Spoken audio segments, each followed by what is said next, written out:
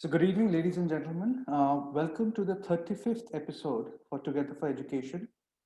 This is a webinar which is brought to you by Notebook. Your regular host, Shubhayu, has taken his first day off in the last 6 months, which is a very well-deserved break for him, and I'm filling in for him today. My name is Abhishek Datta, and I'm also a co-founder with Notebook. The whole initiative of Together for Education has been very humbling and at the same time very motivating for all of us at Notebook. While the COVID-19 pandemic has created a very difficult situation for us, the Together for Education platform has been a pillar during this hour of crisis. This platform has been leveraged by over 25,000 participants and has been graced by over 150 speakers till date. The topics that have been picked up for discussion are varied and primarily from recommendations of the participants. All our eminent panelists have been more than willing to take their time off their busy schedules to help us collaborate and bring in thoughts which many of us can leverage to make our lives easier during this pandemic. Today, we bring you another interesting topic, intelligent backbenchers. Well, we will not debate whether they are intelligent or not, but I have seen many successful people in my life who have been backbenchers in school. Whether it's in the field of sports, entrepreneurship, or senior corporate positions, they have found their calling at some point of time in their lives. They give a lot of their schools credit for shaping them of who they are today. In our session today, we will not only get views from our panelists who are senior educationists on their experience of how to integrate backbenchers in our classrooms, but we will also get an outside-in view from a gentleman who is an experiential educator and will give us a different perspective of integration and learning. Before we begin, let me very briefly talk about Notebook. We at Notebook have been at the forefront of making quality digital content for education. Short, crisp videos in format of interest builder, main topic, recap, and Q&A are mapped to the school curriculum. It is used in class by teachers to introduce or discuss a topic, and after class, the students can access the same videos on their personal devices at home through computers, laptops, and smartphones, which helps them to revise the topic either on the same day which they had their class or 6 months later while preparing for an upcoming exam. What I will do now is show you a short video of a chapter in class 6 of Tansen. He was one of the greatest musicians produced by our country. The chapter talks about his mischiefs in his earlier parts of his life and about his greatness in the courts of Akbar.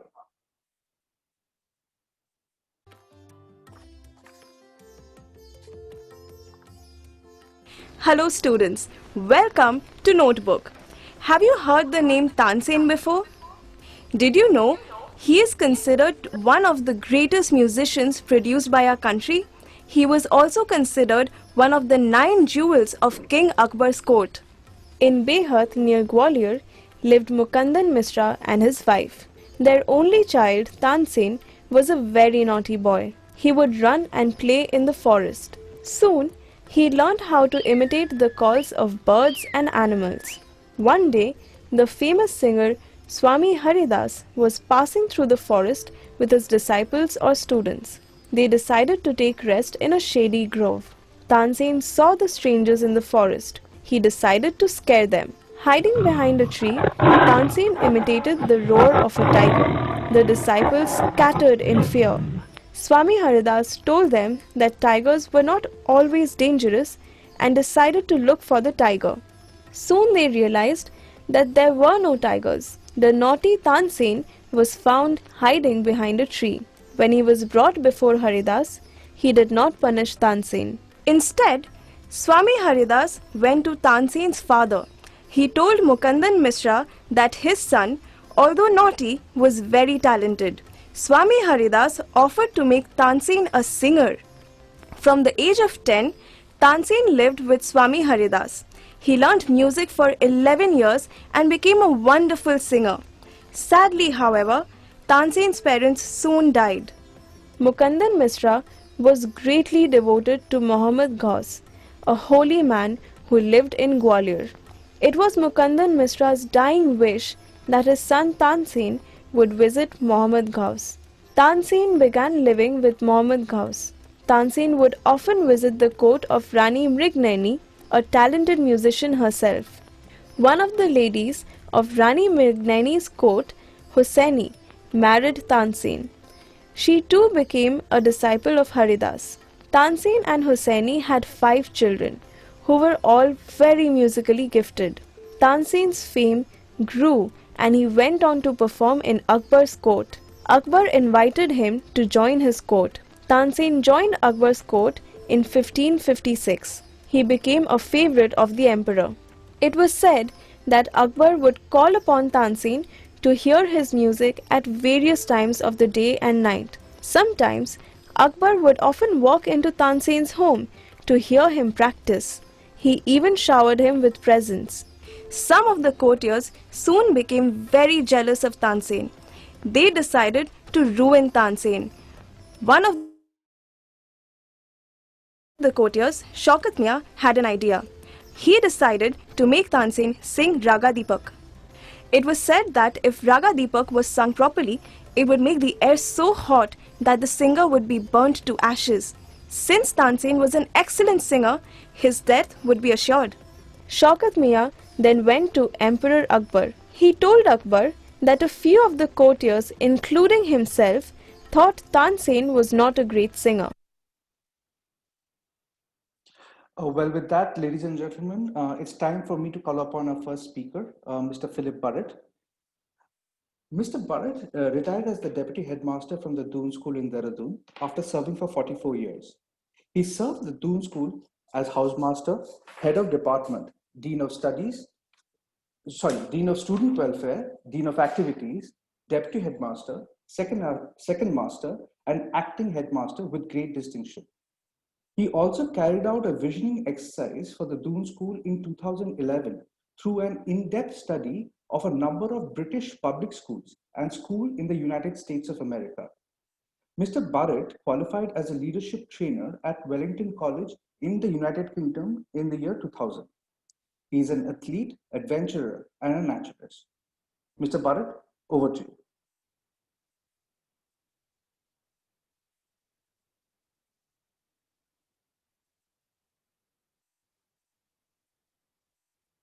Mr. Burrett, sir.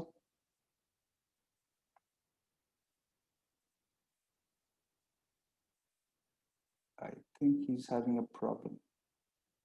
I'll just give us a minute.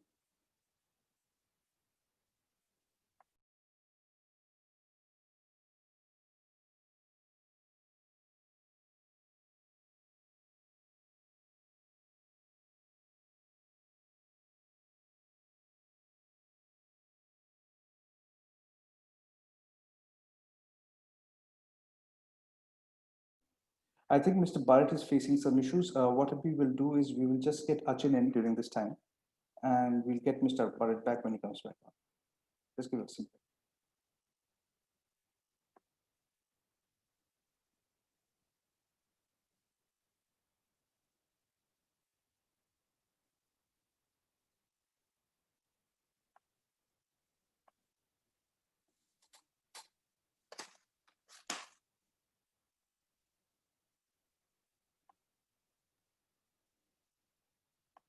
So, ladies and gentlemen, what we will do is we'll have Achin come in at this point till Mr. Burrett is able to join back. I think he's having some technical difficulties. Achin is the CEO and the founder of Notebook, and is a very dear friend of mine. He's a chartered accountant by qualification. Achin, before starting Notebook, was the director at Deloitte. He has worked in India and abroad in various senior capacities within General Electric, PricewaterhouseCoopers, KPMG, and Deloitte. Achin is an avid reader, passionate traveler. Achin has keen interest in economics, history, literature, and philosophy. He's a regular speaker at various forums and also contributes to numerous publications. He's also on the board of some renowned corporates and contributes significantly to brand strategies. Achin, over to you. Good evening, everyone. I once again welcome all of you to today's session on a topic which is very relevant in today's competitive world, where we want our children to compete from the word go and to always excel in whatever they do, irrespective of the fact whether they enjoy doing it or not. Each year, when board exam results are declared, we all meet up with many parents in our academic or social circles. Some of them are disappointed because their children couldn't top the class, or maybe because they got 5, 10, or even 20% less than the topper. Their disappointment at times is so serious as if the entire trajectory of life for all the years to come has been defined by that one piece of paper, which we call a mark sheet. Now, as if their children couldn't make it to Yale, the only place where they can land up is jail. It's great to get into an Ivy League institution or a great college back home, but then that's not the epitome of either success, assuming you make it, or failure if you do not make it. And that's the whole point of discussion today. Before I move forward with my deliberation, let me extend a very warm welcome to our esteemed panelists today. And I'm sure all of us really look forward to hearing from them. Also, I'm sure Burrett sir will come in with his own great deliberation. Now, in the words of former President APJ Abdul Kalam, and I quote him, "The best brains of the nation may be found on the last benches of the classroom." So let us examine this in little more details. I always believe that there is a very strong positive correlation between what you like to do and how you perform in it. If someone is topping the class, it's perfect, and I give full credit for the hard work, passion. However, it's also because he or she is really far more engaged than an average student. I think success or failure in life is largely attributable to finding your area of interest and pursuing it relentlessly. Once you start the process and stick to it with all determination and passion, there's no looking back. Now, is really anyone bothered about the educational qualification of the gentleman on the screen? He's a legend in his own right. Or closer home, Sachin Tendulkar, god of cricket. Or our Mr. Perfectionist, Amir Khan, one of the greatest actors in his era. Or maybe Steve Jobs. Or Mark Zuckerberg, the founder of Facebook. Or if we extend this a little further, visionaries like Walt Disney, Charles Dickens, and Benjamin Franklin. Now, none of them really believed in pursuing conventional education and taking it to a certain level. Some of them dropped out of school at an early age. Some didn't pursue further education. But each one of them created a legacy that the world will never forget. The indelible impression that they have left on their own spheres will inspire generations to come, well beyond their lifetimes.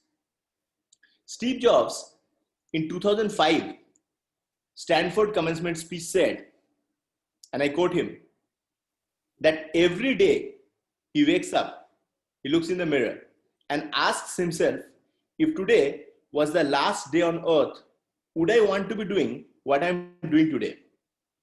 And when the answer is no for too many days in a row, he knew he had to make a change, and that's where I live my life. I still do what I want to do, and that is great part of being an entrepreneur, unquote. So these are exact words of Steve Jobs. Very often we see in life that A students, like, if we just allow a nomenclature to the ones who are performing exceptionally well academically and the ones who are average, who are putting in effort and doing their own bit, but maybe disengaged. To me, I don't believe in the concept of bright and not so bright. I believe we are all equal in the eyes of God. And I'm sure He is fair enough to allot everyone their own share of talent in different spheres. So I'll rather term it as engaged and not so engaged. And coming to a shorter nomenclature, say A students and C students. And when I say C, not necessarily in terms of chronology, but just an acronym. So this, very often we see in life that students who perform exceptionally well in their academic pursuits, the so-called A students, end up working for the C students, the average ones, who are far more successful. I'm not saying that's always the case, but as Abhishek also mentioned in his opening remarks, I'm sure all of us have seen many cases like that. So let's examine this in a little more details. What are the factors that really contributes to this? First and foremost, I think innovative thinking. But before I go to this, I'll also add that schools and teachers have a huge role in ensuring that each and every child is able to find his or her calling. Contrary to popular perception, students sitting in last benches are not necessarily rebels. They believe in the system. Even if they're academically not so engaged, I'm sure teachers do a great job, and we have seen many such examples to help them. In fact, in our webinar also, we have heard ex-students coming up and speaking about how their teachers encouraged them, guided them to find their calling. And I guess that's a great role that teachers play. Now, coming to innovative thinking is such an incredibly common trait among the top 1% successful people. So if we do a sample survey and if we are asked to find out what is it that makes the most of difference. So one of the major contributing factors is innovative thinking. Now, one huge reason why these average performers or C students are more successful than A students is that in many cases they are more innovative thinkers. They may not excel at taking notes, writing essays, or memorizing information from a textbook. But that's also because they don't fit the conventional mold. They're not engaged to that extent. They're more creative and inventive because on their own, they learn to be clever in a way that conventional schooling doesn't teach. Next is risk-taking ability. Now, to me, this is the single most important criteria. How far you go in life definitely depends on your risk appetite. The fisherman who dares to venture out to the sea will in all probability end up with a bigger catch than someone who limited his pursuits to the pond near his home. Now, C students are not afraid to take risks. They're not intimidated by failure or worried about looking bad because they don't expect everything to go perfect. And that's where many toppers fall short because they've always learned, Our conventional education system teaches us that working hard will get you anything you want. And if you do everything that you're told to do, success will always come. However, real life may not exactly follow the textbook pattern. Thus, there's always a gap between the lip and the sip. Thus, that risk-taking ability, believing in yourself, makes a huge amount of difference. Next is dependency on grades. Toppers are always worried about living up to other people's expectations. From their childhood, they're used to that pat on the back, and hence never get the free space needed for overall development. Average students don't care as much about impressing the rest of the world.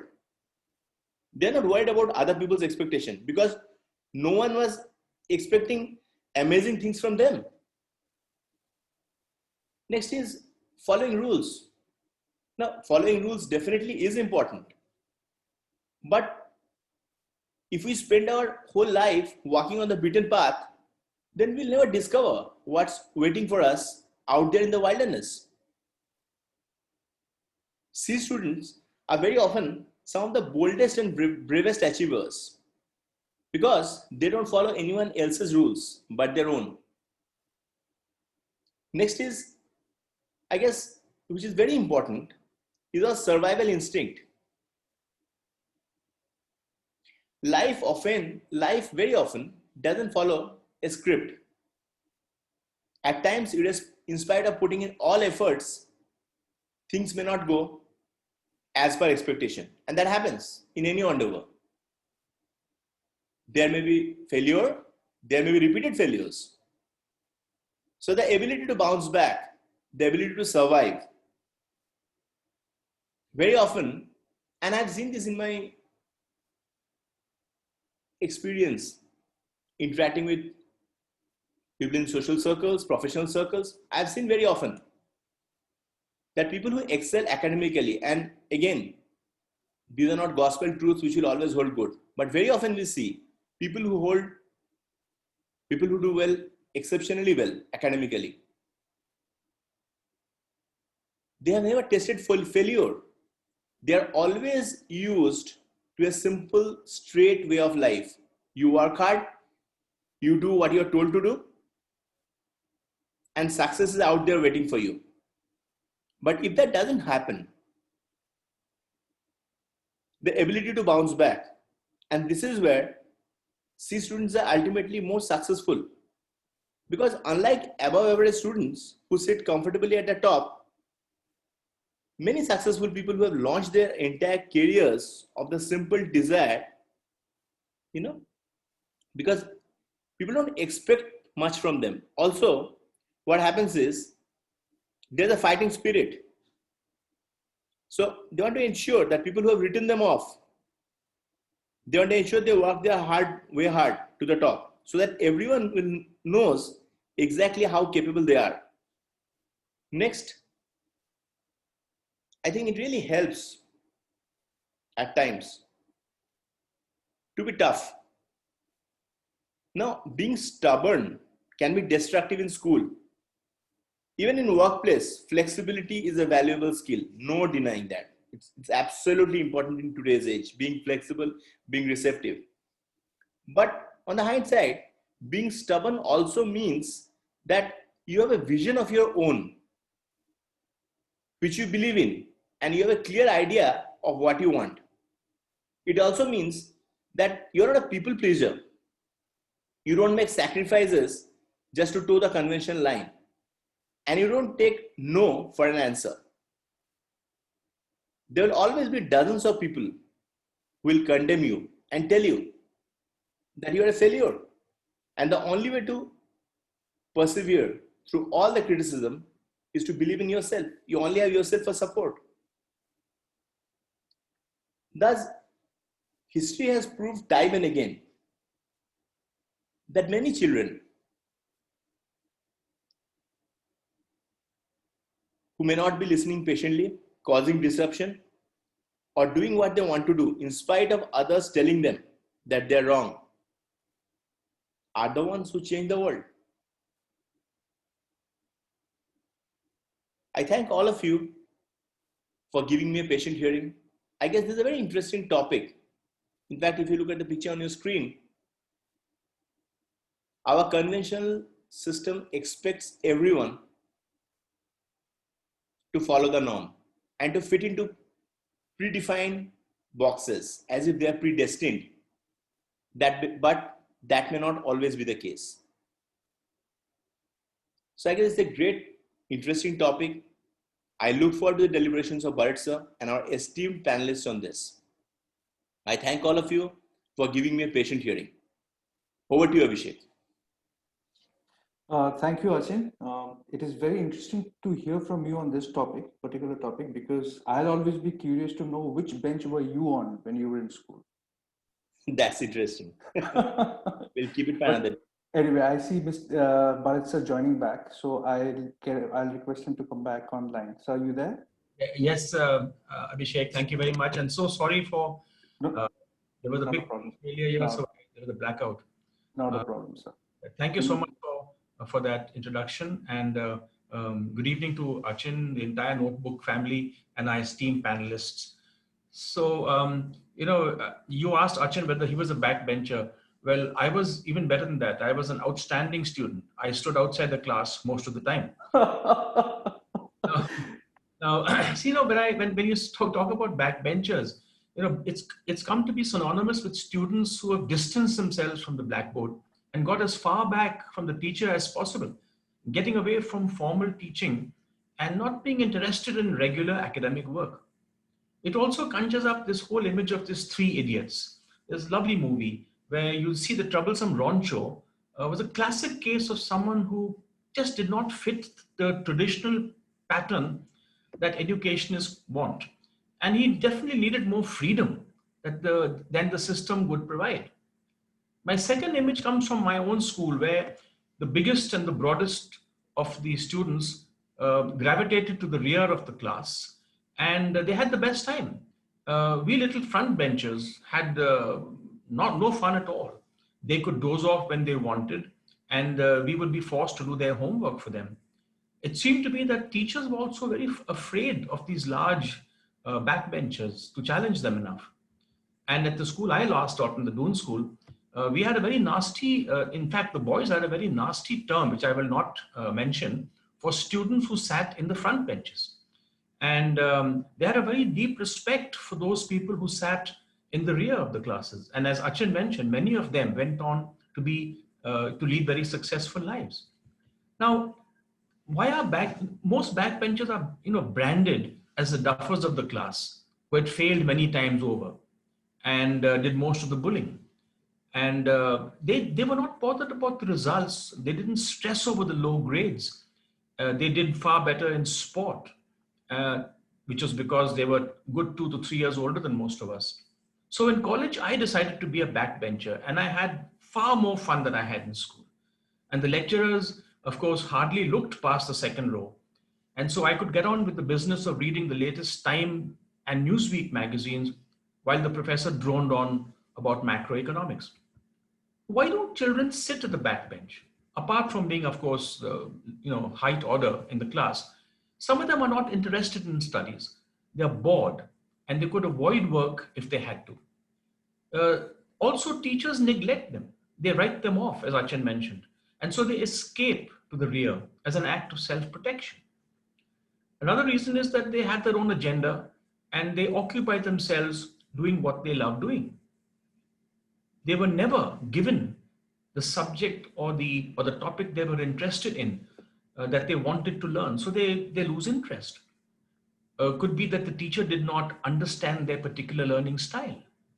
It also could be that they have learning disabilities like ADHD, dysgraphia, dyslexia, and no one understood them. And of course, Harvard Gardner told us about multiple intelligences. And so now we know that most children are talented differently. They learn at their own pace. They learn what they want to learn. And we cannot teach a class and treat children in the same way. Some kids are wide awake when they talk about the Second World War, but they yawn when it's time for calculus. The linguistic learner loves the essay lessons, while the kinesthetic learner is waiting for the games lessons. And if you look at a person like David Beckham, the great footballer, he was a very poor student in school. I don't think he even finished school. But look at the success that he was. He could place the ball on a blade of grass that people wanted. From there, from soccer to TV star to motorbike traveler to author, inspirational speaker, and fashion model. Now, if that is not intelligence, what is? Now, schools and the exam systems, uh, are based on the university requirements and assume that everyone should be able to do equally well. Now, most of our exam systems test things like retention, rote learning, memory, but they fail to test creativity, research-based learning, critical thinking skills, which is not really tested in college. It is like that proverbial, saying about the animals who are tested in the forest and are asked to climb a tree. There's only one question. So obviously the elephant will fail and the monkey will come first. But the monkey can't haul logs of wood. Now, school and teachers often make the mistake of equating academic success to success in later on life. Yes, I must say that a certain degree of academic competence would be essential for a job. But if I read out a list of students who were backbenchers, you'll be amazed. So I just Googled this and I got Steve Jobs, Richard Branson, Tom Cruise, Russell Brand, Keanu Reeves, Mark Wahlberg, Eric Clapton, Cindy Crawford, Ted Turner, Edgar Allan Poe, Salvador Dali, Einstein. They were all backbenchers. But I want to mention 4 backbenchers that I actually have met. And, from my own experience. One is, of course, a man called Romulus Whittaker, who went to the Kodaikanal International School. Now, the moment the biology lesson on snakes was over, he lost interest. He moved to the back. And today he is a Padma Shri, and he runs the Madras Snake Farm. And he is the snake man of India. He has, got that whole crocodile farm going. He has led to the certain reptile that were being, getting extinct. He's an amazing person. He's written books and he's known the world over. He was the backbencher. Leander Pace from La Martinière's Calcutta was poor in academics. And I know his headmaster, who was my headmaster at Doon for some time, who told him, look, there's no point carrying on in school. And Leander Pace, of course, Arjuna awardee, Olympic medalist, Davis Cup, and has won so many Grand Slam events for India. We also had a person in our school called Hanuman Singh. No one will know him because the poor man is dead. Disciplinary case, very poor in academics, but he had amazing people skills. He forgave easily. He was helpful, charming. He had a gift of conversation. And he rose to be the CEO of a very, very big computer company in Hong Kong, and then joined WorldTel. And the WorldTel, of course, produced Sachin Tendulkar and raised him to be a millionaire. And this man couldn't put a computer on. Then there was a student of mine in school called Rahul Chaudhary. The previous picture that Abhishek had put up has Rahul on the extreme left. He failed his ISC. And many teachers out there would know that it's very difficult to fail the ISC. But he came back, to his credit, did the exam the following year. Today, he is amongst the 35 top most powerful professional hoteliers in the world. And his company, of course, makes the YY noodles, but they're into food processing, tourism, and a host of industries in Nepal. He's appeared on the Forbes cover as well. Now, with the plethora of jobs available today and the varied skill sets required in a team, very often backbenchers may have the skills that are most required. Skills like leadership skills, negotiation skills, working as a team, caring for others, creative skills, problem-solving skills, or application skills. Backbenchers have it. I want to just mention in passing a school in England called Summerhill. It was made famous by its charismatic headmaster, A.S. Neil. Summerhill had one rule. It only took in students who were expelled from other schools. This was a very tough school. But through the beautiful program that Summerhill had, many of these students turned out to be wonderful human beings and contributed to society in England. Now, as Achin mentioned, why do backbenchers sometimes do so well? Because they have probably better EQ than most people. Um, they take setbacks easily. They can live with failure. They stay positive. They learn from their mistakes. They are more resilient and less fragile than the toppers. Backbenchers, having to spend little time on books, spend more time in becoming street smart. They're better at bargaining skills. They can talk their way through trouble. They can negotiate. They make friends easily. They have a larger network of friends and associates. They also tend to be rebels and mavericks, take risks, as Achin mentioned. They break rules more often. They are more uh, com- they are more willing to take risks than they are more compliant formates. And how do you motivate? How do you motivate a backbencher? Today, of course, there may be no backbenchers in the modern classroom because classrooms today are not always rectangular. So, and these modern exams like the IB and IGCSE have a different way of learning. You know, they have collaborative learning. So this whole concept of backbencher may not be very pertinent today. But a teacher who understands multiple intelligences and special needs educators and therapists can handle these students and make them toppers. What we need is a whole school approach to kindness, equal treatment of all, equal respect for all disciplines, equal disrespect for music, art, drama, sport, because there's so many jobs available that you don't need marks to succeed. We also need teachers with qualities, as I said, of kindness, motivation, teachers who don't put down students, who don't compare students to other students, who make connection with students, get to know their families, challenge them, like Michael Phelps, the great swimmer, how his teacher challenged him to be a great swimmer. Teachers who can be open to listening to their children. Teachers who know different learning styles, who are interested in students and to see hidden careers in those kids. People who support them and go the extra mile. These are the teachers you need to motivate backbenchers. Now, lastly, on the COVID online teaching, I have no better example than my own little daughter, who would have normally been a backbencher if schools were open today. By any stretch of imagination, she is not a great student, but she is flourishing in an online school setting. She has learned coding, classical dance, yoga, Spanish, and craft. She has improved in most subjects. Her handwriting is improved, keeps her books and desk tidy. She is prepared and hooks on time. She has her assignments photographed and sent online. Why? Because she says to me, the teachers bring out the best in her. The teachers interact with her during her lesson. They ask her questions to read aloud. They involve her. They encourage her with, they encourage the effort that she puts in, not the result. And they give her work like projects and things to do, research oriented. She is not a person who likes rote learning. And also, they display her work for all to see. So they encourage by words, by stars, symbols, smiles. She loves the teachers who break into a lesson slowly rather than rush into the topic. She likes teachers who talk about, other things before the lesson starts. They ask questions about the family and what is she doing, her interests, and they check on her emotional states.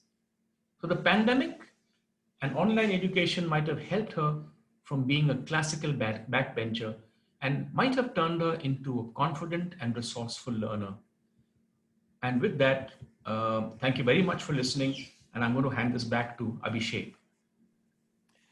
Thank you very much, sir. As usual, your deliberations are so insightful and it's very intellectually stimulating. I mean, I've heard you in all the sessions. I'm amazed at every time that you come back with such a different perspective.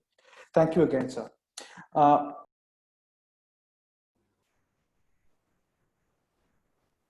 Now it's time for me to call upon our next speaker.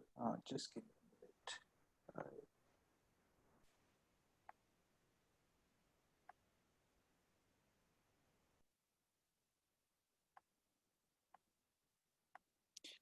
Okay. Our next speaker is Mrs. Padmini Sriraman. She's an educationist. Give me one second. Okay. She's an educationist for the last 37 years. She's done a master's in history and economics, and she's an M.Ed and M.Phil. She has worked as a vice principal in an IIC school at Lucknow and as a principal in a CBSE school in Chennai. She has written several books on social studies for class 6, 7, and 8, and on environmental studies for class 1 to class 5. She's also written articles in educational magazines. She's conducted workshops on social science, environmental studies, classroom management, on handling slow learners, on life skills, value education, CCE, and study techniques in various states in India and also in Dubai and Doha. She has taken many responsibilities in CBSE as a resource person. She has been a nodal head of evaluation, mentoring, and monitoring. She is also a member of different school management committees. Recipient of the CBSE National Award from CBSE, Ministry of Human Resources, Government of India in the year 2012. Recipient of the Best Principal Award from the Bombay Stock Exchange. She's also received award from the Mylapore Academy, Rotary Club, and has received the International School Award from the British Council. She's been to London on an exchange program and to Jamshedpur on a school assessment program. Her hobbies include music, art and craft, and oil painting.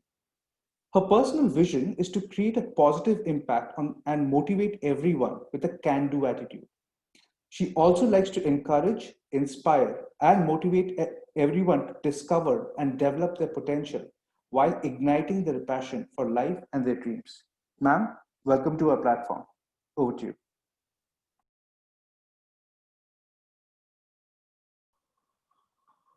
Should I share the screen now? Yes, ma'am. And can you please turn on your camera as well, please? Yeah.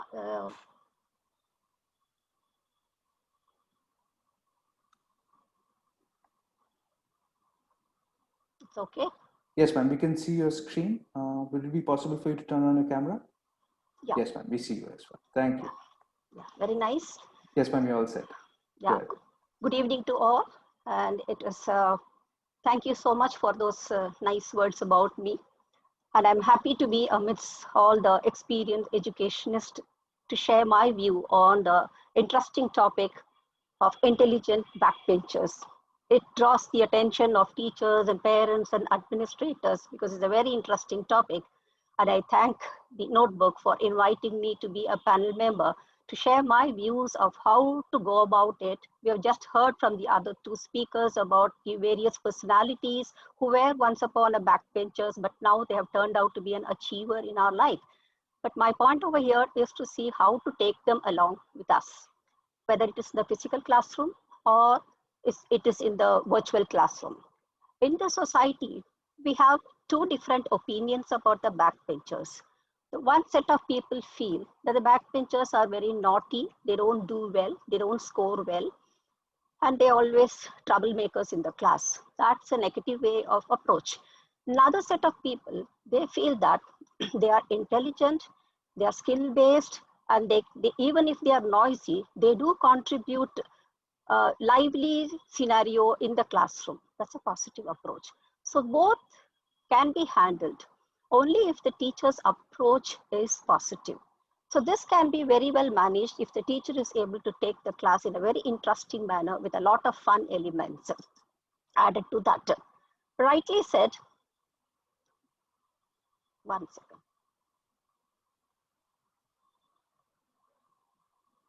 Yeah, it was rightly said by our former president, Abdul Kalam, the best brains of the nation may be found on the best benches of the classroom.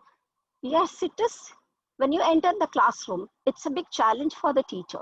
And nowadays, you find both teaching and learning, both have challenges at present. And always it was a challenge in the physical classroom and even now in the virtual classroom. Now in the virtual classroom, the venue has changed from your classroom to the portal. So in this laptop, all are the front benchers and all are the back benchers. So there is absolutely no one who can be called as a front bencher or who can be called as a back bencher over here. But now the scenario is a bit challenging one for all the teachers because they have to take a lot of efforts in creating the teaching materials which can suit all the students, because we have different types of students in the classes. So the teachers have to spend a lot of time in preparing the materials. There are certain subjects where they have to tell, and there are certain subjects where they have to show. So both is a challenge, even during the regular classroom and also right now. So right now, both the challenge is being faced by the teacher in the classroom. So what is a general opinion in the class is that, in the school is that we feel that the backbenchers doesn't score marks, but they created beautiful memories. So that is the opinion generally we have about the backbenchers. But now, right, is the time to appreciate the teachers who had really taken an effort during this pandemic situation in taking the classroom so lively and interesting that every child is glued to the online classes. It's very well said that if doctors are saving the world, the teachers are shaping the world. We must appreciate the efforts put by the teachers in adapting the technology overnight, preparing for classes with limited resources, and also changing the methodology and pedagogy to suit the digital requirement, and conducting lively classes under the support and the guidance of the parents. In general, the front benchers, they think that the back benchers are very intelligent, or the back benchers, they think that the front benchers are very intelligent, because most of the time you will find the front benchers sitting, taking down notes, constantly looking at the blackboard, looking at the teachers. So they will be always glued to the textbook and the notebooks. Whereas the back benchers, they will be restless. They do concentrate, but they become so restless because they cannot continue to concentrate more than 10 minutes or 15 minutes. So the front benchers always believed that the back benchers, even though they don't concentrate, but they are the one who created the best memories of time. They got all the laugh of the life, the tears, the words, and the emotions forever, because they were masters of the life, masters of the facts of the life. The truth is, the first bench student knows the answer of every problem, but the last bench student knows how to face every problem. Now, what happens in the classroom is that the front bench students, they are always seated with their notebook, their pens, their textbooks, and they're glued to what is happening in the classroom and how the teacher is teaching, and all this is being focused by them. Whereas the back benchers, they actually, what they do is that they take so many other things with them apart from the classroom teaching whatever is happening. They keep a storybook under their desk, they keep a music instrument, they keep some tracksuit for the sports, and so many other things they keep. And there will be a physics notebook, and on top of it, they will have an English notebook also. So they manage everything at a time. And they are not worried. Even if the teacher asks the question, they will be able to raise a hand and answer the questions and give a right answer to the teacher, in spite of doing so many activities underneath the table. So that's the difference between the front bench and the back bench. And actually, what we are trying to do is, there is no such battle between the front benchers and the back benchers. Because if the teacher, if she treats every child as special, unique, with special gift and potentials, and if she takes the classroom in a very interactive manner and putting all the fun elements and adopting different types of teaching methodology, she can definitely make a difference among the students. So there will be no difference between who is in the front or who is in the back. If a lecture or a presentation is going to be very interesting, even a distracted student will sit up and will grasp what is being taught in the class, irrespective of the place where the person is seated. So seating arrangement doesn't matter at all. Now, what is happening in the classroom is, We are not only talking about the front bench and the back bench, but there are different types of people who are in the class. This slide can explain to you. There are students who are very timid. There are people who question, who are energetic, who are restless, who are pampered, they're bold, brave, angry, shy. So it's not a homogeneous group of students whom we have in the class. It's a heterogeneous group of students. And again, it's a challenge for the teacher to modify, to approach the students with a different types of methodology to ensure that their emotional and social needs are also be taken care. She must give weightage to the gift and the potentials of the students. As rightly said, one may be music interested, one may be sports interested, one may be an IT interested. So they may not concentrate on what is happening in the classrooms, but their potential should be identified by the teacher, and the teacher is the best person over there in the classroom or in the virtual classroom to see that they are given a pat on their back, they are motivated, they are appreciated, and again, they are taken along with the other students in the classrooms. Now, why do they go and sit at back? That's a question. Some of the students, the moment they come to the class, they go straight to the back bench and they occupy the seat. There are various reasons for this. Some feel very shy and they are introvert because they are scared that the teacher may ask some question. So how to answer the question if I don't know the answer? So better avoid and sit at back. The second is, some of the backbenchers say that they get a full view of the classroom if they sit in the back. They are able to see the blackboard, the teacher, the whole class, and also the people who randomly come inside the classroom with some circulars or some notes. Next, the teacher herself arranges the classroom in such a manner that the shorter students are put in the front and the taller ones are put in the back side. So that seating arrangement is also one reason that why some of them go and sit at the back. And in rotation, the teacher is also adopting a method of allowing the front bencher to move to the second row, third row, and the fourth row, and ultimately to the back row. So the back row people get a chance to come and sit in the front row. And the last is the late arrivals. The late arrivals sometimes are due to the children are preparing for some competitions or they go for certain tournaments. So they come with their bag, baggages, a tracksuit, the equipments. So they prefer to sit in the back, which is comfortable to put them over there with all their belongings. So when you think about these competitions and tournaments, that itself is an evidence that these students are having an extra skill in them. That's why they go for various classes. They are distracted in the classroom because they cannot sit long or in the classroom. 45 minutes or 40 minutes becomes too much for them. A concentration level of any normal human being is only 30 minutes. Beyond 30 minutes, you're switch off mode. We normally, even adults go to the switch off mode. Now, anyway, the seating arrangement cannot reflect on the student's character and intelligence. What that matters is the way the class teacher is doing the lessons, how she is proceeding, how she or he is able to take the content in an interesting manner, meeting the learning styles of the students, like visual learning or auditory learning or kinesthetic learning. So if she is able to cater to the learning style of the students, that she or he would be successful in taking all the students with her. So a front bench also, sometimes we are carried away by the front benchers. We think they are very studious. They are observing everything which is happening in the classrooms, but that is also sometimes wrong because they do give you a wrong impression. So they will be daydreaming also. So to avoid that, it all is in the hands of the teachers. So irrespective of where they sit, the front or the back, they will always do games, they will play, they will have fun. So what is mischief for a teacher is fun for the students. There's a difference between mischief and fun.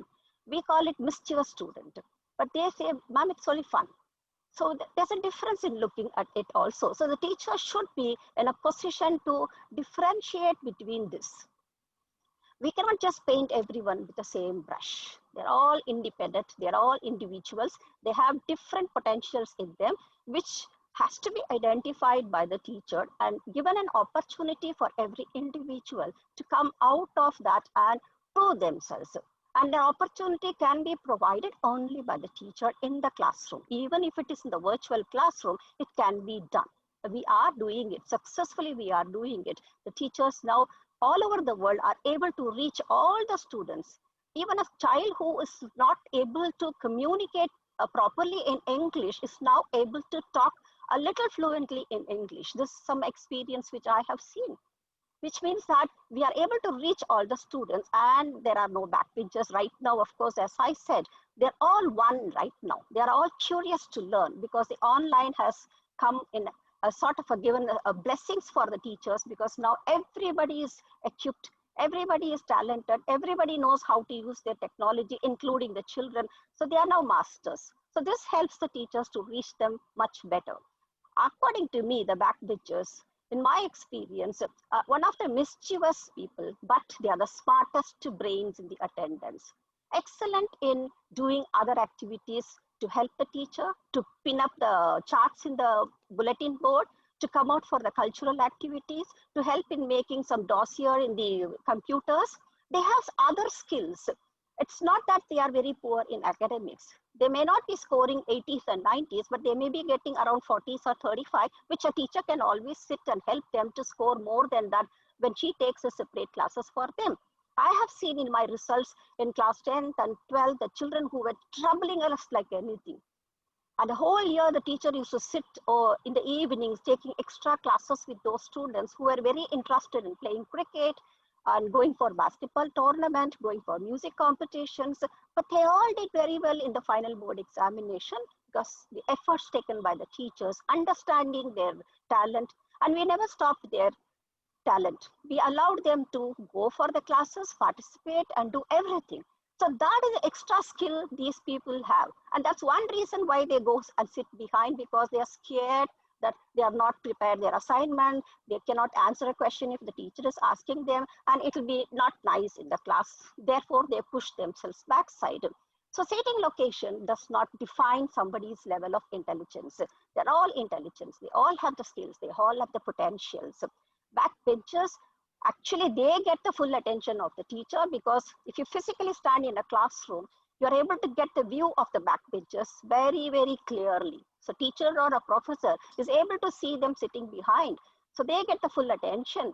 And the children who are sitting behind, they get the full view of the class. They are productive and they are very creative. They are skill-oriented people, and they come out with lovely answers sometimes. They do involve in various classroom activities. At the same time, they try to do some pranks also to make fun with the other peer friends also. Very independent learners, and they good commentators. They sit behind, they pass comments, and they pass remarks also. The moment the teacher turns back to write something on the blackboard, there is some remarks made by them. Who did it? They'll all smile and keep quiet. Now the teacher should not lose her temper. Sometimes certain things may put off the teacher, but the teacher should be able to calm herself down, smile at them, and then continue her work. There is a way of handling these students, not rupturing them or not making them feel little uneasy in the classrooms. And sometimes when there are certain questions, debate going on in the class, surprisingly you will find that these backbenchers come out with lovely answers. And they are the ones who put their hands up first and says, ma'am, I will answer. Ma'am, I will do it. Ma'am, can I carry these books? But the front benchers, they don't move out. In my experience, I've seen they sit and keep on writing, or reading something, or putting their bags, preparing for the next class. This is how they do. But the backbenchers are always bubbly, jumping from the table or the chair to go out and do something. They are very restless, over-energetic, hyperactive children sometimes. One or two, of course, might be troublemakers sitting over there. That we have to handle them in a separate manner.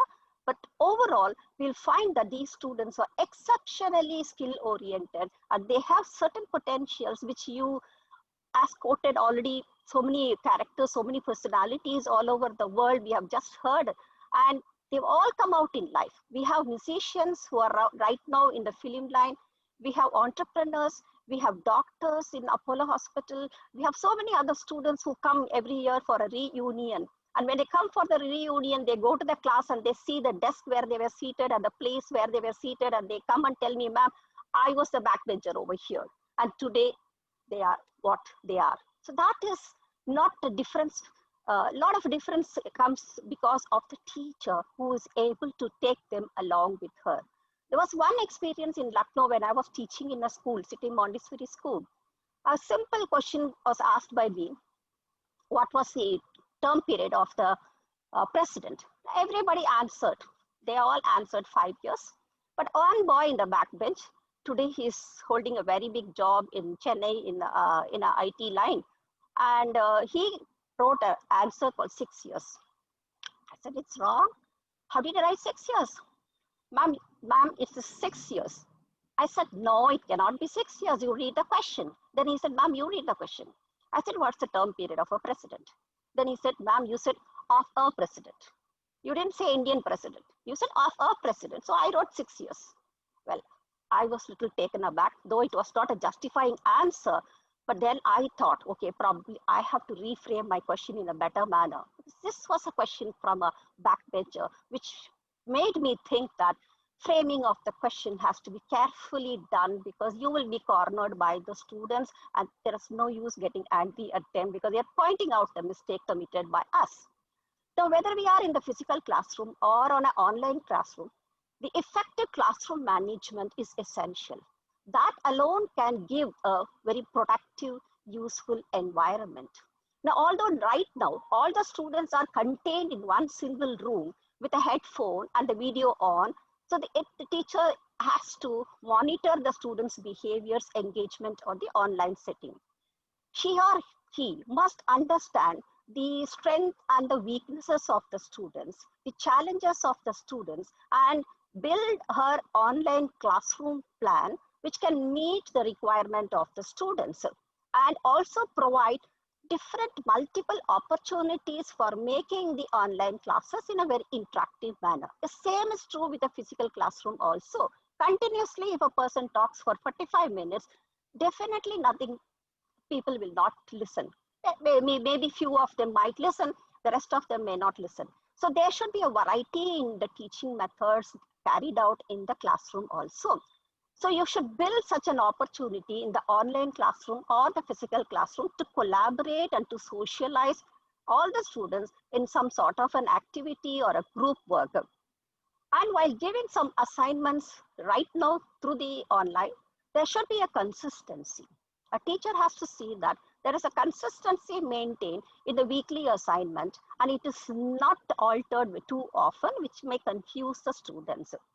And a plan of the work has to be made, which should be passed on to the teacher and the parents so that they are very clear that this is the plan and these are the things my child has to do. So the parent right now, when they are in the online classes, because they are the big support for the child at home, so they will be able to follow the schedule and also fix their routine at home. That's very important, to fix the routine and not confuse the students and the parents with the additional assignments and additional classes, which is really a cumbersome. And also use certain communication strategies or communication avenues, which you have to make it available to the students. So the students are very sure that this is the way I can contact my teacher in case of any issues, so that any type of an academic issue or a personal issue can easily be sorted out by the teacher when you provide them a place, a platform for them to question and answer or to put forth their suggestions. So there is a positive reinforcement is essential, which can give a higher engagement. And if higher engagement is the key of a well-managed online classroom. A few steps which I just suggest. It's already going on in the schools, which I had already started, and the teachers are doing that on a regular basis.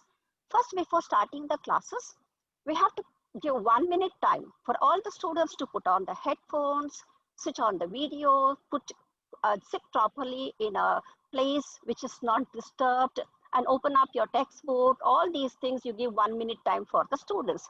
Now, students are just young, they are, even if they are in class 11th or 12th, they are still children. So unless you tell them that I give you 1 minute time, please do all these things, then less distractions will be there. So immediately they know that they have to come for the class So they will minimize all the type of other distractions with a mobile phone or a play gadget or anything, and set behavioral expectations, and adopt various digital strategies like a breakout room or a chat box or a Google document, which will help the children to follow the instructions of the teachers. Give them positive reward and appreciation then and there to motivate them. Call out their name and say, you did it, excellent. And also have a smaller online group for specific group ability group students to discuss and review their skills and the strategies. Maintain eye-to-eye contact. That's very important. Give space for them to give their suggestions, and award them, call them, appreciate them, and give a virtual gift on the screen so that they are happy about it. Appreciate them whenever they give you a right answers, or sometimes when they even cut a joke also, laugh and smile. Don't be very rude to them. Cater to the emotional needs of the students. Give positive suggestions, and you be very positive and enthusiastic about the entire class, whether it is a physical classroom or an online classroom. Always have a one-to-one interaction with the students so that they feel so secure and safe under your custody. Treat everyone at par. And if you make any promise, please keep it up. Don't tell them that I forgot. That's again a big mistake we make. If you make a promise to the student, make sure that you are keeping up the promise and not letting down that at all. It's a small situation where a boy comes, a girl comes. Yeah. Ma'am, I think we just gone overboard on the time. But thank you so much. I think this is very, very interesting. What I can do is I have the slides. So if it's possible, I will circulate it to all the panelists here as well. Yeah, the last slide, I'll tag the people, okay? Sure, Ultimately, of course, the parents have to monitor their wards and ensure that they are taking up the classes. And very soon we are expecting the silent campus to open up with all the lovely smiles and chit chat of the students. Very soon that we will be able to meet them in the campus, and there'll be absolutely happy occasion where we'll be celebrating soon with these backbenchers or frontbenchers. They are our students. We make the difference. The teachers will definitely cater to the requirement. Thank you so much for this opportunity. Thank you so much, ma'am. And I think your perspective is extremely practical, and I think it'll be beneficial. Whoever's interested, if they can mail me back, I have the slides which ma'am has shared. I'll be more than happy to share them with you as well. Thank you. Thank you so much. Thank you so much, ma'am. Yeah. Okay. Now it's time for us to call upon our next speaker. And it was a very interesting conversation which I had with him. I would have loved to share it, but I'll actually introduce him now. So Sarabjit Singh Wallia, he has nearly 20 years of experience as an experiential educator, a facilitator and counselor. With a master's in outdoor education, he has worked and designed learning experiences for universities and organizations across the globe. Formerly, he was the Chief Operating Officer and the Head of Learning and Development at INME Learning, which is India's largest outdoor education organization that works with more than 10,000 children every year.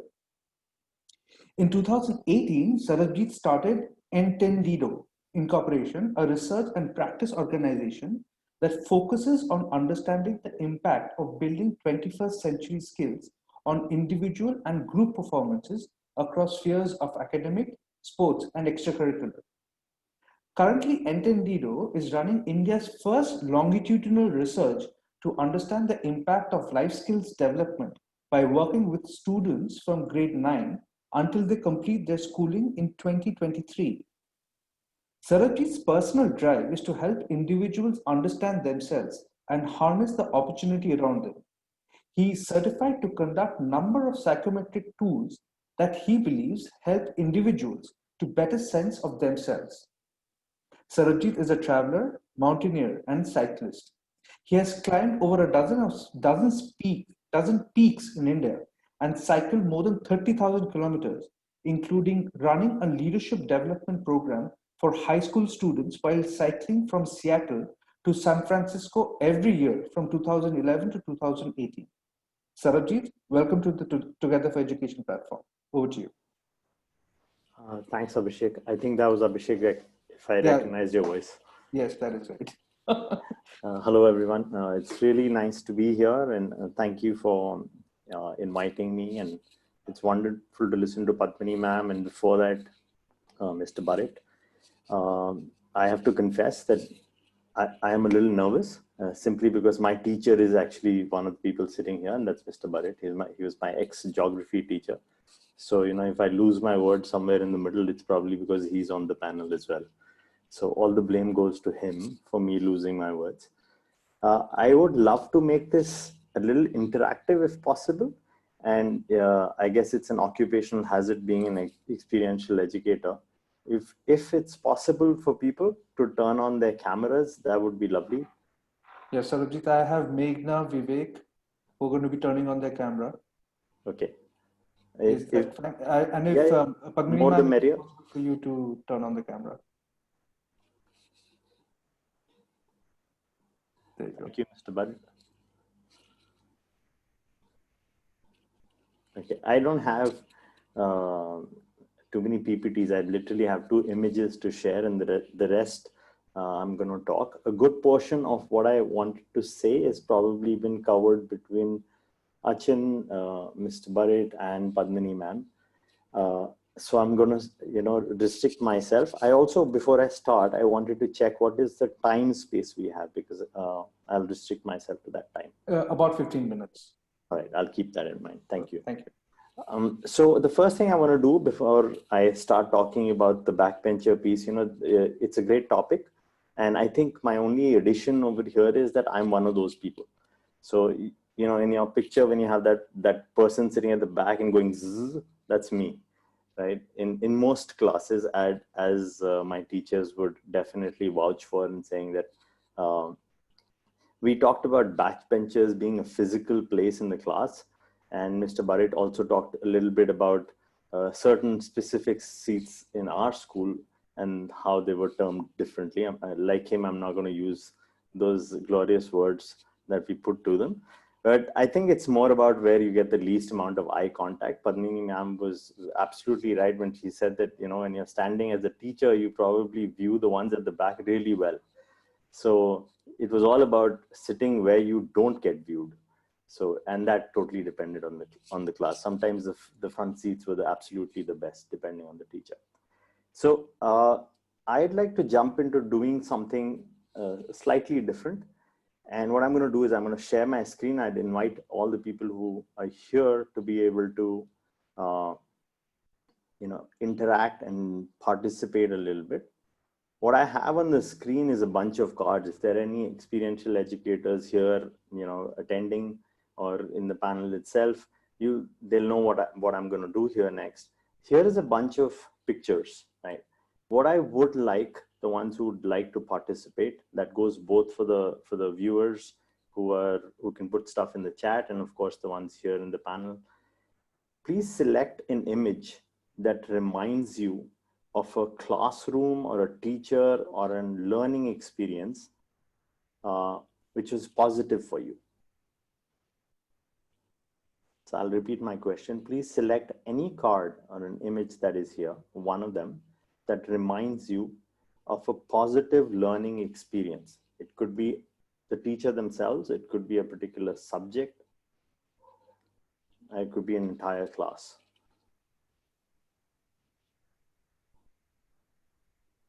Do we mention which one it is? Yes, I just want to give people 30 seconds to pick one so that we're ready to go. Okay, so I'm assuming and hoping that most people have picked one. And as we call it, popcorn style, in no particular order. Would anyone like to share which card resonates the most with you? I can start with mine, Sarabjit, if that's all right. Please do, Meghna. This is Meghna. So I'm looking at the card where this man is looking into a well, and he's looking at his own image, and right. So that's the one that actually resonates with me and my feelings towards the academia. I was into many different subjects, and I had a lot of interest in biology and wanted to be a doctor in life, but eventually some things didn't work out, and I chose economics, and it was not easy for me in the beginning. Economics was much about finance. Finance and economics are very interlinked, and I was very scared of finance. So there was a point in my life when I started thinking that it was the wrong subject that I had picked. Luckily, however, later on, as I was actually progressing through my undergraduate degree and my graduate degree and my postgraduate degree, I found that there's also something called welfare economics. And that's exactly where I found myself.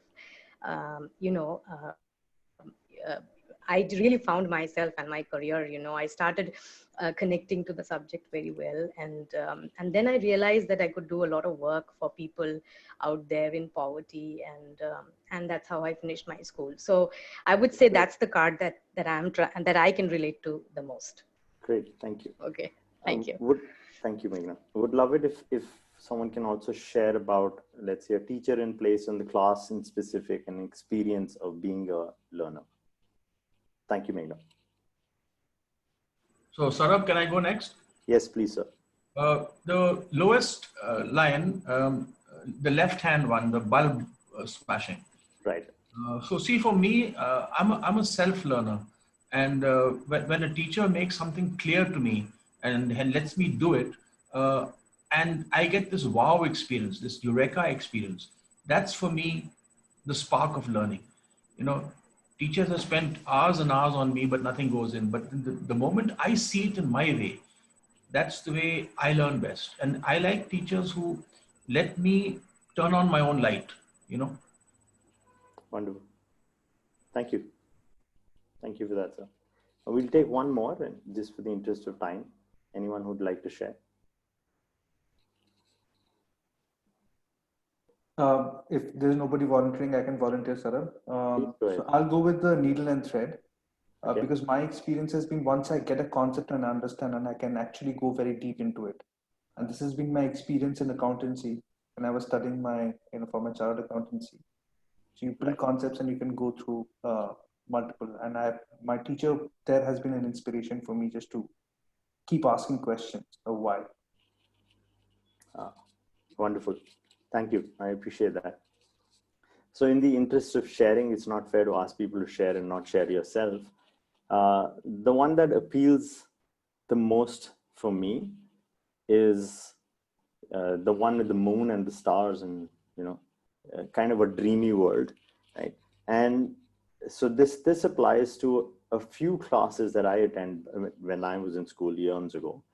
And there were teachers, and I'm not trying to be flattering here, but Mr. Burrett, one of them, when I wasn't interested in the subject, they found another way. They caught me dreaming, and they allowed me to venture from, even though the subject was geography, he actually connected me to history because he knew that I loved watching World War II movies. And I still have it that he gave me a big chart, which was all about when the World War II happened and what, how the theater and the Pacific Theater and so on. And that's how my interest in geography started. It really wasn't about the subject itself. It was the context and not the content. So I'm going to stop my share here and jump into what I wanted to move in. So what I want to look at is, I know that I'm here with a lot of people who have, tons and tons of experience of teaching in mainstream education, and I don't have that. My space is more around creating experiences that allow individuals to understand who they are. And that applies both for educators and for students.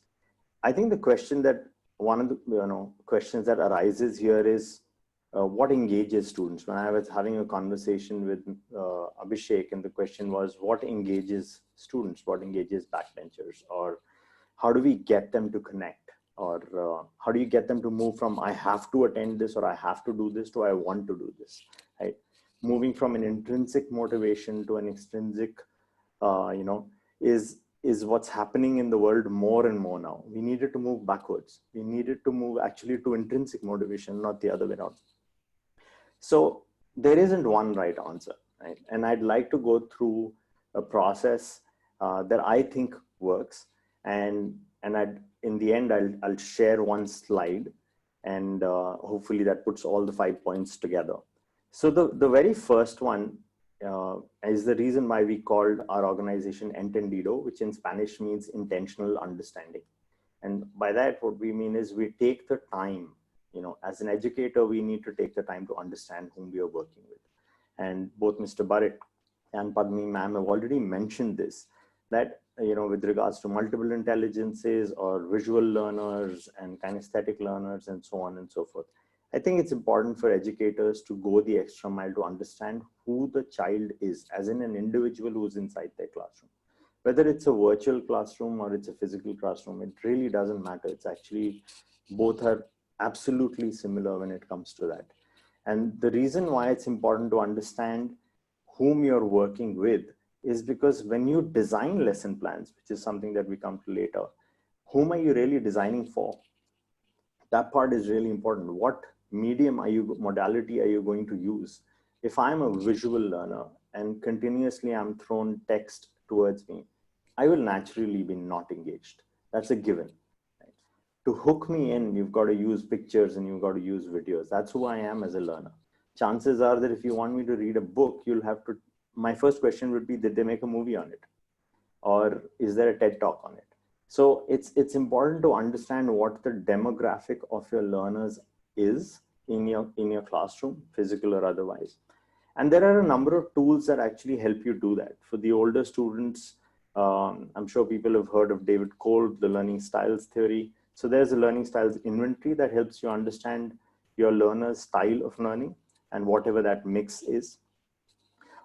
If you don't like using psychometric tools, observation itself is a great way to figure out. Just giving your children a choice.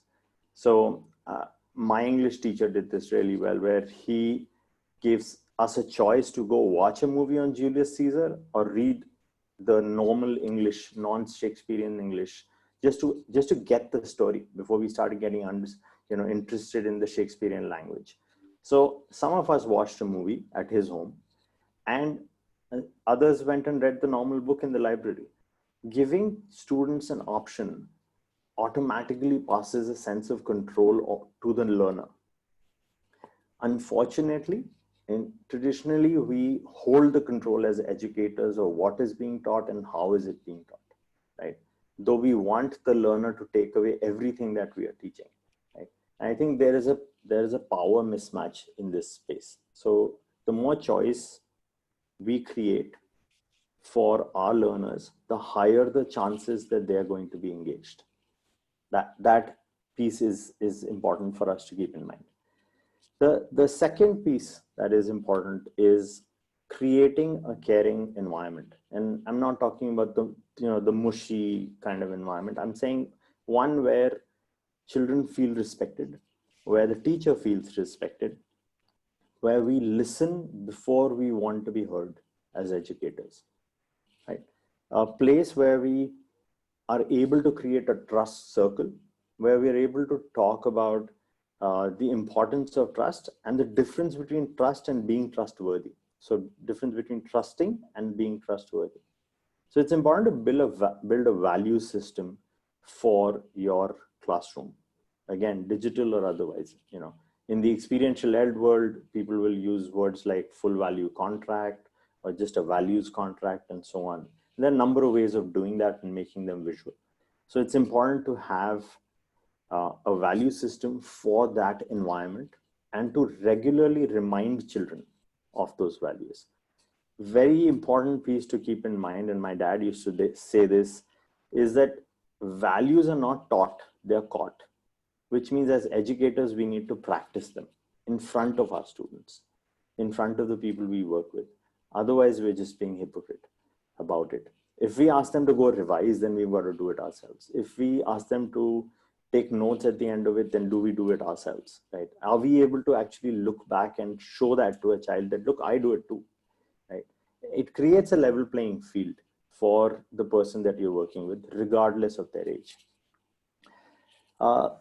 Moving on to the next point, and this is really close to my heart when I say design for introverts. Very often, or more often than not, we design lesson plans where we check the validity of what's been learned by a person who raises their hand, answers the question, writes well. We need to design for people who don't express themselves in the same manners we are used to assessing them in. The method of instruction and the method of assessment, they need to align with each other. Right? If there is a visual learner and suddenly when I'm going to ask them that, write it down, is it really, from a probability standpoint, do you really think that they will score as well? Is there another way to assess them? So it's important that we design for introverts and we assess for non-writers. And one of the examples that I give very often, because it's true for me, is that in all lab exams, I would get 20 on 20. And in most of those theories, I would get 20 on 80. So the question was, does Sarab know physics and does he need extra classes for physics? Years later, I realized that my physics wasn't the problem. My ability to put those words from my brain onto a piece of paper, that was the problem. Maybe I should have gone for extra English classes rather than extra physics classes. So as we measure the right side of the equation and say, kitne marks aaye, what is the amount of marks? We naturally end up focusing on saying, if they didn't get X percentage, they must not know the content. And that's really not true. And I think, again, that's been mentioned already, that content is not the issue. The child will get the context. It's our responsibility that we are doing the context part much better. And we are assessing them in a manner that actually makes sense for this learner. Right? And Mr. Burrett gave a great example, a very common one that's also put out there, where you're testing all different beings in the same manner. Asking a fish to climb a tree never works, right? And then we curse ourselves as educators, saying that, oh, maybe I didn't do a good job, and that's certainly not true. So the next, and I'm on to the last two, mindful of the time here. The last two, start where the learner is. That's really important, because when you walk into a class on a Wednesday, to assume that they remember what they did on a Monday is just that, an assumption, right? If they're in grade 8, to assume that they can apply what was done in grade 7 is again a bad assumption, right? As an education system, we need to move more and more up the ladder when it comes to Bloom's taxonomy. We are focusing too much on just, does the child remember it? Do they understand it? What about the highest levels of application? Now, more and more we are hearing that the IITs aren't the same as what they used to be. We're not innovating enough, and so on and so forth. And the main reason for that is because we are busy focusing on, did they get a 98% or not? Instead of letting them break the bulb, let them learn in their own manner, right? Let them see that piece of that reflection and figure out their own connections, right? Are we allowing them a space for application, or are we only focusing on what they can reproduce of what we disseminated in whatever manner, right? And finally, it's important to create small wins. And by that, what I mean is that if you want people, regardless of their age, especially children, to check in, right, to be wanting to be there, right, then you've got to scaffold the process of what you're educating them for, which is the content, and also character. So there has been some conversation already about building character and building life skills and so on. It's natural human nature to get interested in something I'm good at, right? And how do you get children to be good at something? You just give them small problems to solve. You don't Google it for them. You don't ask them to Google it. You let them use different methods of thinking, right? Let them find the answers themselves. Don't avoid spoon feeding, avoid rescuing them. Let them fall. Failure is a great learning space. So create those small wins for them, create a scaffolding process for them to, get it right? And let them take their time. And the moment they get some of those small wins, they will start paying attention, regardless of what part of the classroom they sit in. As Padmini ma'am was saying, if there is interesting stuff going on, if they're interested, they will sit up and they will focus. And they'll find their connections. I had chemistry up till my 12th. I found more connections with chemistry while working in a motor mechanics place, where we used to work with a 1929 Chevy, than I did in the chemistry class itself. But the content was the same. It's my context was what was more important. Right? So again, just sharing the screen so that if somebody wants to take, a picture here. Those are the 5 spaces that I talked about. And so it's basically going an extra mile, creating a caring classroom, starting where the learner is, designing for introverts and assessing for non-writers, and creating small wins. What I've done also on each of these areas is I've just put down some learning aids, books that may be of interest to people, viewers and others who are here, and links. There's a great course for teachers, educators who are interested. It's called E to Go. It's run by, in my understanding, probably one of the best facilitators and educators our country has. No offense to all who are here. But from an experiential education standpoint, I think Vishwas Bhattacharyya is probably definitely amongst the top in that I have seen. And he runs a course on experiential education for educators, and it's really worth looking at. So are all the other tools and things mentioned in the learning aids.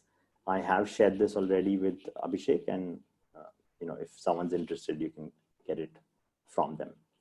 So that's me. I hope I didn't take too much time and go beyond the number. Thank you, Abhishek. So, Sarab, I think very well said. And I think the way you deliberated, and from a perspective of you calling yourself a backbencher, and I think it's brilliant. Thank you so much. And I think the whole approach is so different. I mean, even when the picture was coming around, I was trying to think myself as well, that what actually is, being that moment for me as well. But thank you so much, Sarab. Thank you very much. And all the best for all your endeavors. Thank you. Now I'm going to call upon Sanjay sir, Mr. Sanjay Kumar Singh. He's the principal of Govind Vidyalaya Secondary School in Jamshedpur. He's done his Master in Science and Physics, and he's done his B.Ed. He has 23 experience as an educationist and in handling children of various age groups and backgrounds at senior, middle, and lower levels at school. He has been holding senior administrative posts for the last 11 years. He's done his schooling from Bisham Westcott Boys School in Namkum, Ranchi, and has done his graduation from Jamshedpur Cooperative College. His passion lies in outdoor activities and takes keen interest in river rafting and paragliding. Sir, over to you.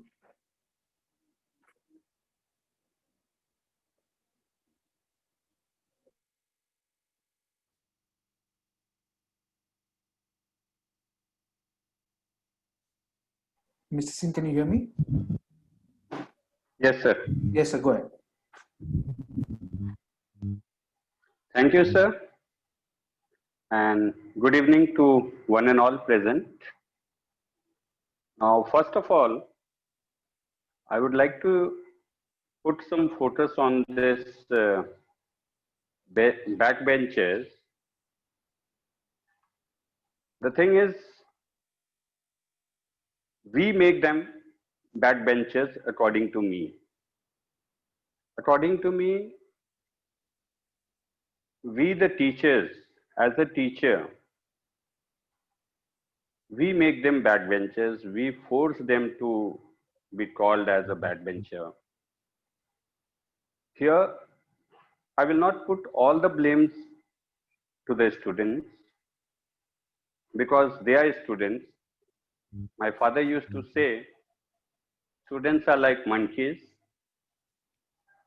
and they should be like that.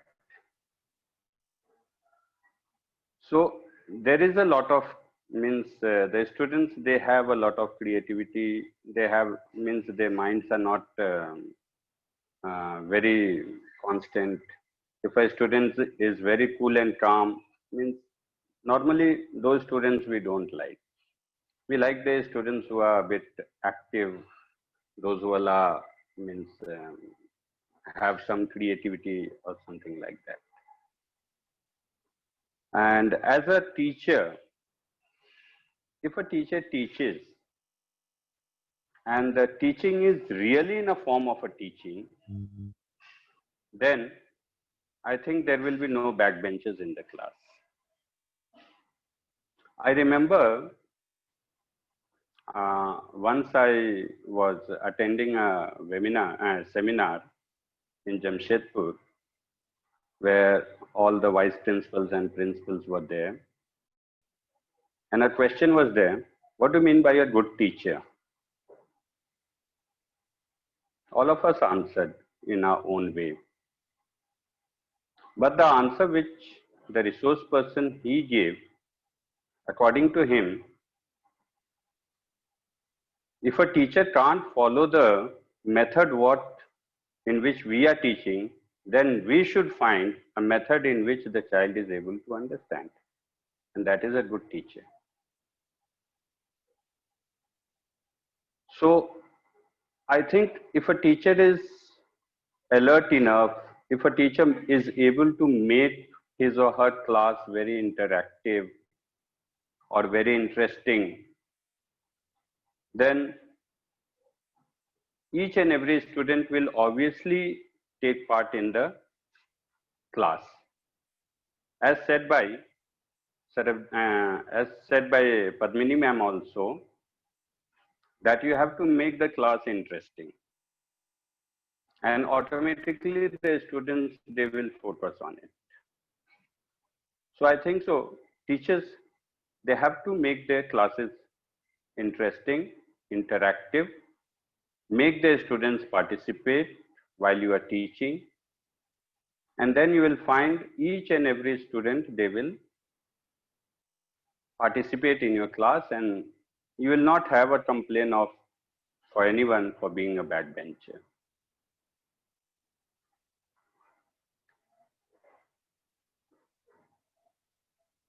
Now, backbenchers, if I think from a student point of view, why a student tries to sit at the back? As many points have been told, I would like to add on to some more in that. A student, he is unable to decide about his personality and ability also. That is why also he goes and sits at the back. He is afraid, his confidence level is low. He doesn't want to put himself in front. So that is also a reason. Now, in case of being one of the tallest student, I used to sit at the back.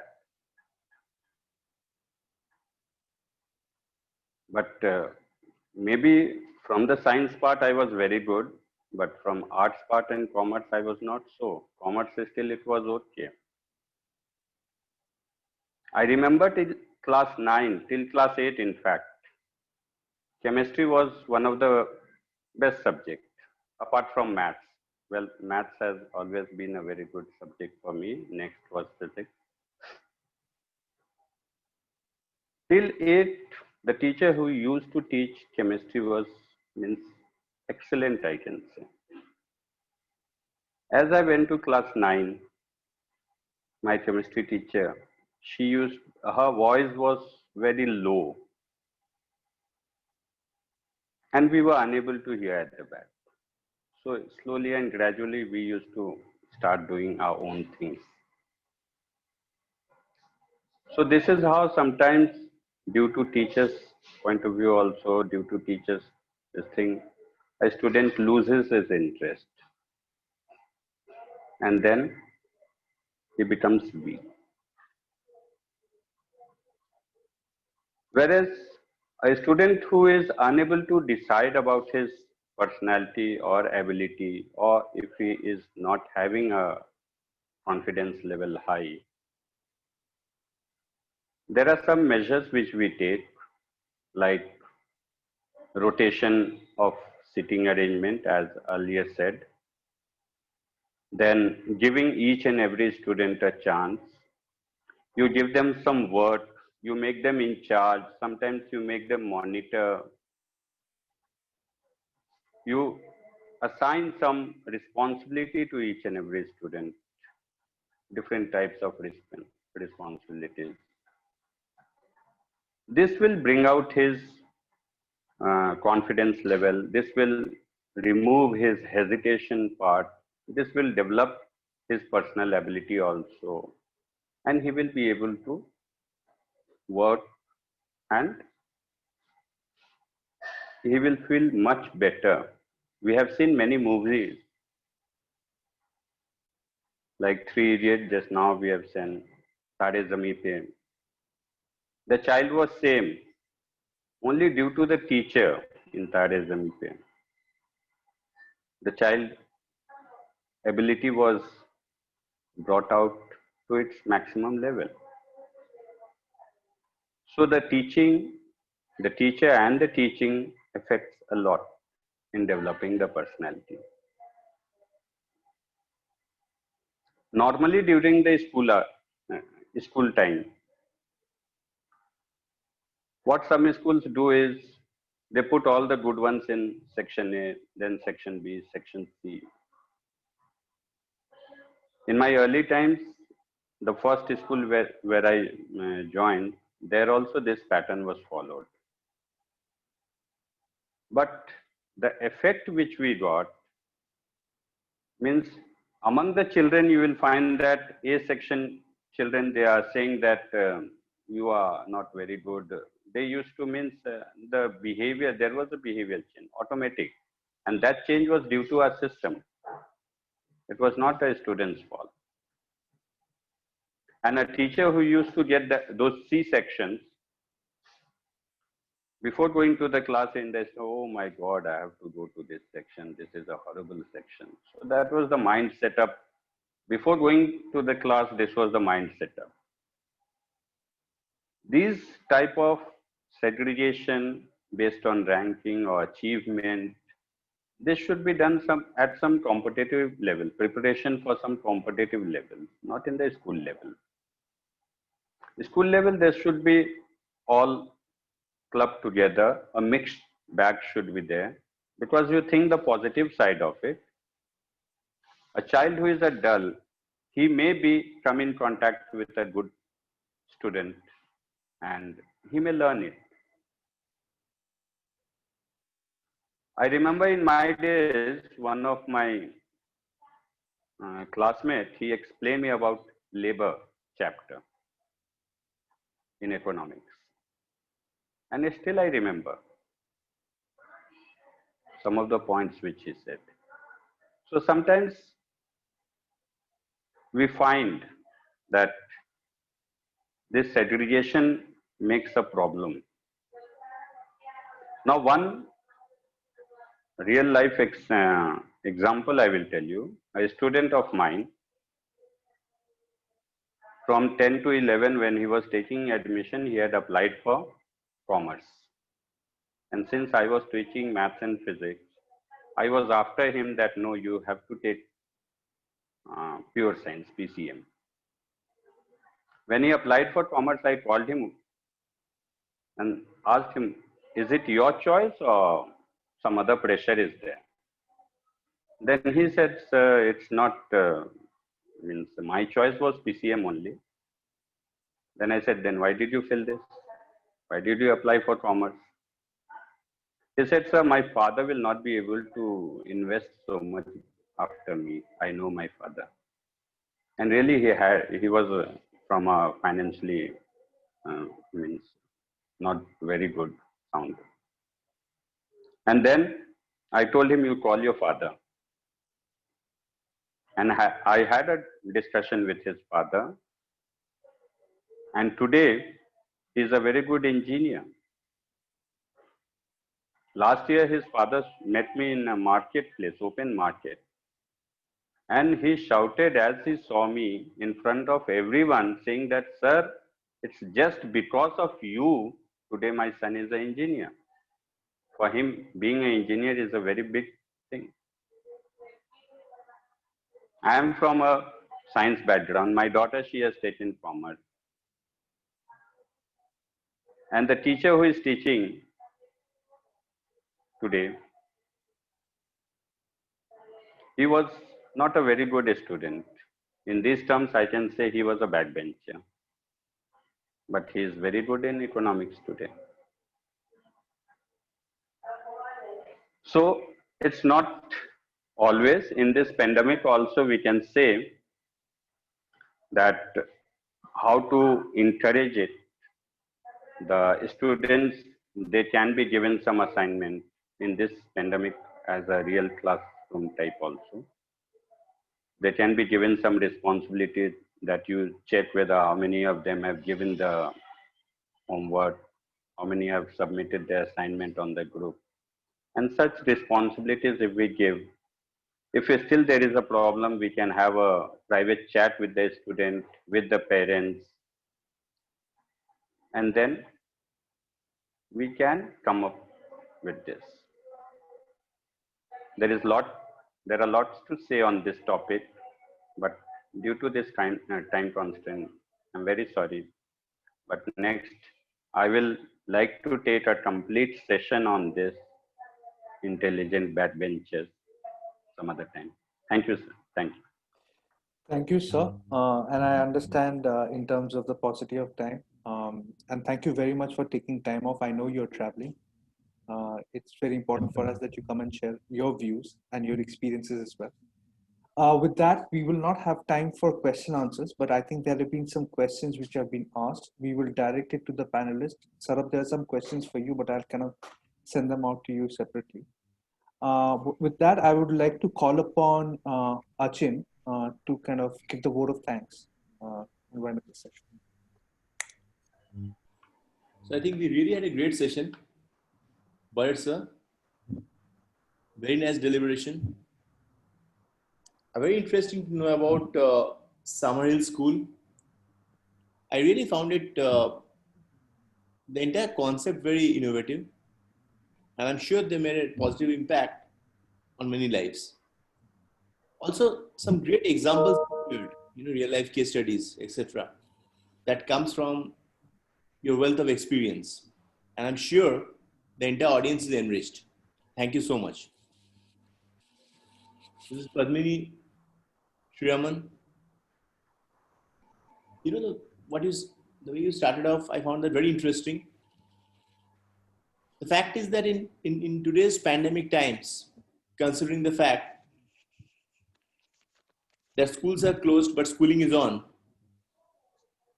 and students are continuing with the schooling with online classes, in fact, there are no backbenchers. Very, very true. And I also believe that, this is one place, even when we started Notebook, this is one thing which really motivated us. That when a student interacts with the system, there's no perception baggage. It offers a very neutral playing ground. Also, I think Burrett also mentioned intrapersonal and interpersonal communication. I think this is very important. So many children who in conventional schooling, maybe because of the fact there are gaps in terms of interpersonal communication, but they're doing great in terms of online schooling. So we at Notebook, in fact, sincerely believe in the fact that every child can do great. The only motivating factor, which is very important, is to ensure that they're engaged enough. And that, I guess, is our responsibility. With so many senior educators in this forum, I'm sure teachers are doing a great job to engage them. Also, I think heterogeneous group of students, I think very well said, ma'am. I completely agree with you. And some great examples you shared. Nice presentation, very nice presentation. Mr. Sarabjit Wallia, I found your presentation very interesting and really wonderful to know how Burrett sir got you interested in geography using worldwide history. Also great activity. And I could connect with the key as I believe a great teacher helps us find the key quicker. Beyond that, learning by and large has to be self-learning. Another point which you made, I completely agree. In terms of values, leading by example definitely helps. I think very, very well said. Thank you. Mr. Sanjay Singh, Yes, sir. Yes, sir. I was listening patiently to you. Some very nice points you made. I could understand the essence of it. That teacher indeed has a very important role. And thanks for sharing some interesting real life experiences. Great to know how you motivated your student to pursue his choice of subjects. I guess that is most important. Yes, sir. That is the real achievement. Right. Whether pure science or commerce or humanities, what really matters is to follow your The heart child's interest. Yes. and to realize where the real calling lies. Very practical approach. Thank you. So I think we really had a great session, and I'm sure every member of the audience enjoyed it as much as I did. With this, we look forward to having all of you back in our next session. Thank you, take care, and goodbye. Thank you. Thank you for the Thank you, opportunity. sir. Thank you. Thank you, sir. Thank you for the opportunity. Pleasure is all ours. Thank you so much. Thank you, sir.